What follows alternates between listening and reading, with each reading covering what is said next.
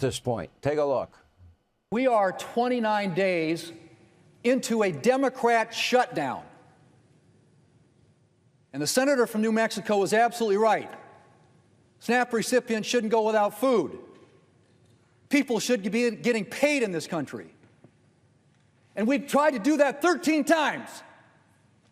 And you voted no 13 times. This isn't a political game. These are real people's lives that we're talking about. And you all have just figured out, 29 days in, that, oh, there might be some consequences. There are people who run out of money. I was not kidding earlier when I said Monday, if this still continues, I'll maybe coming on the air and urging you that can afford it to maybe help out your local food bank with food distribution, because the line's going to get long fast. Now, this frustration is not coming from Republicans. Even fake Jake over at Fake News CNN is shocked at the level of gaslighting from the Democratic Party. This is a moment in time. Take a look. Should the Democratic senators from New Mexico, your home state, vote to open the government so that these SNAP funds are not at risk? Let me be clear. The administration is choosing to starve American children. This is a choice by the White House. This is also, Congresswoman, this is also a choice by Senate Democrats to not vote to open the government. Yes, it is. At the end of the day, people need to be able to feed their families, and Saturday is when those funds run out. If you feel so strongly, Congresswoman, why not ask the Senate Democrats from New Mexico to vote to open the government so that the SNAP funds... Sir, I am here in the House of Representatives. It is shut down.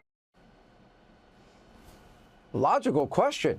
That was a rare moment. Anyway, meanwhile on CNBC, another Democrat confronted with the cold, hard truth. Look at this.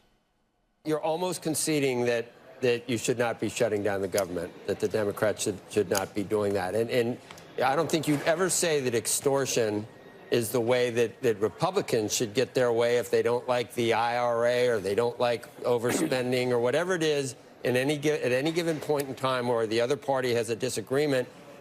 This is not the way to do it. Are you ready to vote with the Republicans to reopen the government at this point as a reasonable Democrat? Maybe others would follow you. You know, I'm not there yet because we have had literally, Joe, no discussion whatsoever about how we're going to deal with these spikes in premiums. This is the right way to do it, Senator? By people not getting paychecks at the TSA? This is extortion. You think this is the right way to do it? In your conscience, you think it's the right way to do it?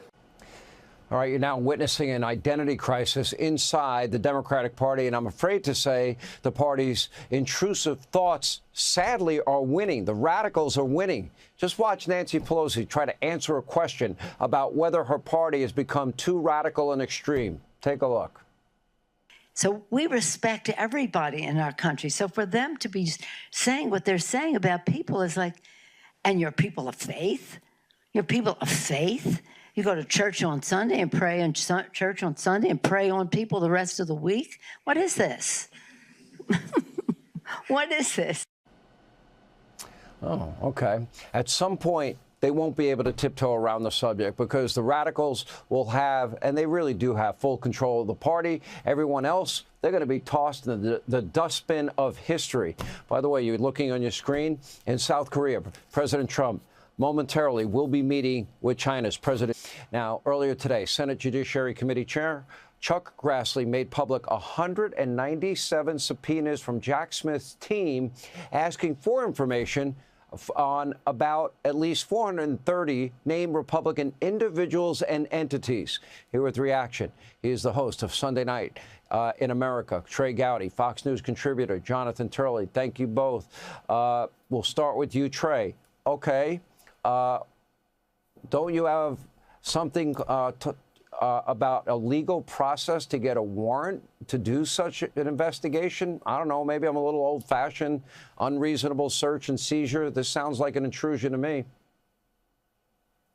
Yeah, I would actually start, Sean, with what crime were you investigating? I mean, for you to use the powers that prosecutors have, including the grand jury and subpoena power, what crime were you looking into? It can't be a crime to object to the certification of an election because Democrats have been doing it since 1960. Why in the world do you need U.S. senators' phone records when they are in charge of deciding whether or not to amend the Electoral College Act? They're in charge of deciding whether to or not to accept electors.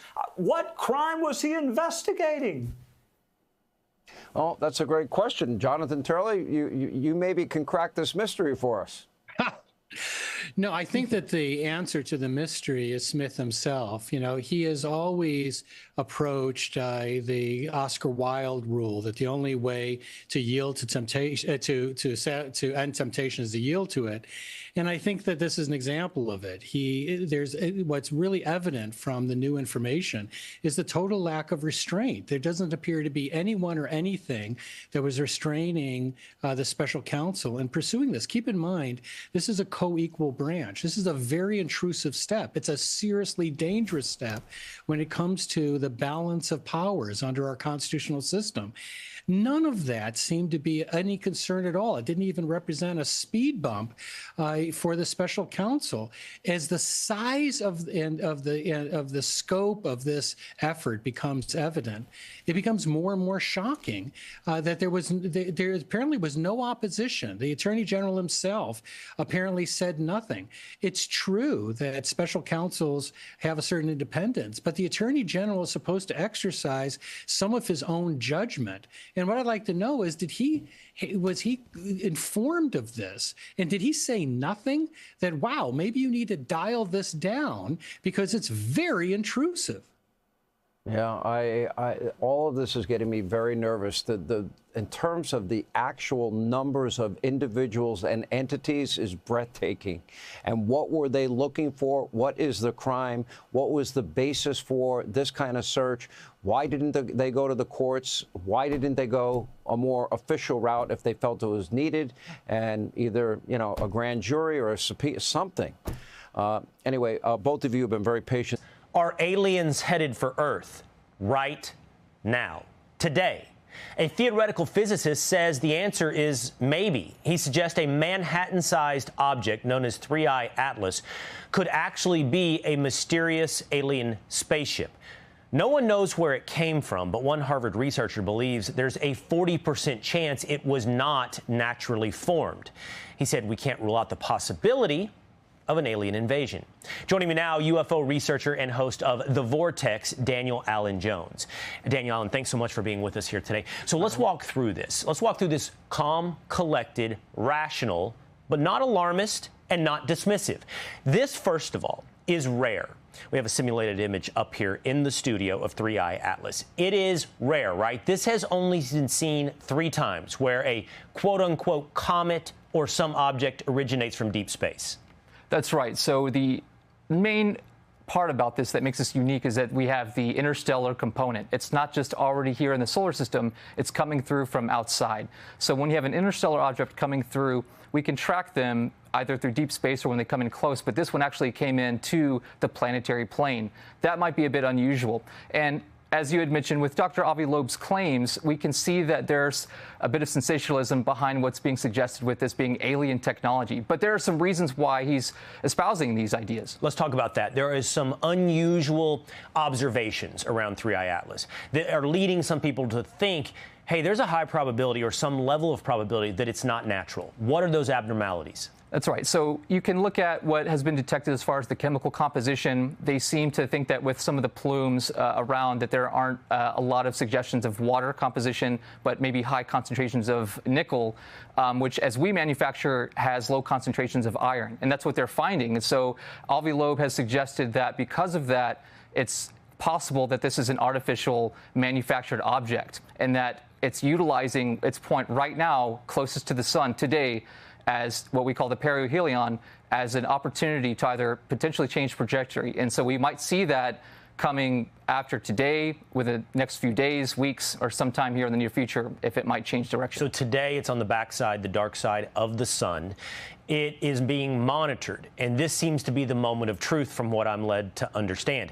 If the object changes course or changes speed, that will be an indication that it is not natural? it could potentially give us an idea that there is some way that we can know more about its intentions. If it is artificial whatsoever, if it has any sort of signature, a techno-signature, a biosignature that we can understand, the Juno project is actually looking at using radio frequencies to detect if there's any sort of material detection that can be found as far as radio waves and things that can help us understand if it does have a signal as it continues to pass on through. But right now, it's something that we'll not be able to see from Earth because it is on the opposite side of the sun. But I want to be clear. It's already behaving in abnormal ways, and it is behaving in abnormal ways, I believe, to include not normal gravitational expectations. But this moment, and tell me if I'm wrong, is the moment of truth. Like, if it behaves the way something we would expect to behave, with normal gravitational pull, then we can say, okay, it's a comet. But if it does anything abnormal, that really increases the expectation this is a spacecraft. It's very possible that if, as we know, as our model suggests the universe to be, we would do something to the effect of utilize the gravitational pull of the sun or another star to make changes as we enter into another solar system. If we know that we already are currently looking at those capabilities, why not suggest that another civilization somewhere out in the universe might also understand those physics to do that as well? When do we know? I would say today it will be difficult for anyone to really have a good estimate, but leading on into the next few days and weeks, we probably will be able to understand a little bit more about its intentions if it is artificial. All right, and quickly, what do you think? Comet or spaceship? I'm going to have to lean towards a skeptical eye on this one and say comet, but I would love for there to be a way for us to know in society that we're not alone, and it's highly probable we'll find out in our lifetimes. Thank you so much for being with us. It's a fascinating conversation. We'll be. It's being passed around. It's a tweet from Alex Thompson at Axios summarizing, pulled a couple quotes of an interview you did on MSNBC, and one of the quotes says, "When I deal with him, he is sharp," him being President Biden. And he is asking tough questions. Do you recall this interview specifically? I do. I mean, you said that you met him personally maybe a handful of times. Are those the interactions that you were discussing when you say I deal with him? Yes. So this statement, the basis for this statement was your interactions somewhere between 1 and 5 times? Yes. Okay. Do you think that's a bit misleading? I think it was pretty direct and honest, and said that when I do deal with him, he's sharp, and he was asking incisive questions during my meetings with him. But you dealt with him 5 times in 24 months. That's not exactly a large scope of knowledge on how he interacts with staff. Yeah, I mean, I can only speak from my experience. I'm happy to share about my experience in the White House and my role and my job, and then participate in this interview about that. I, can speak to my own experience with him, and that reflects my experience with him. You don't think it's missing some context? I don't. Do you think that statement suggests that you deal with him more than you did? I don't think so. I mean, I spoke about my own interactions with him. Okay. Do you believe President Biden was in mental or cognitive decline while acting as President of the United States? No, not that I'm aware of. Did you notice signs of President Biden aging while he was in the White House? Well, he was certainly an older man, and yes, time does not stop, and so I definitely noticed him aging, like most presidents have before him. What did you notice? Just that he was getting older. I mean, stiffer gait. Did you notice a stiffer gait? I didn't associate, that with a specific causation. Obviously, I know that there's media coverage around that as an issue.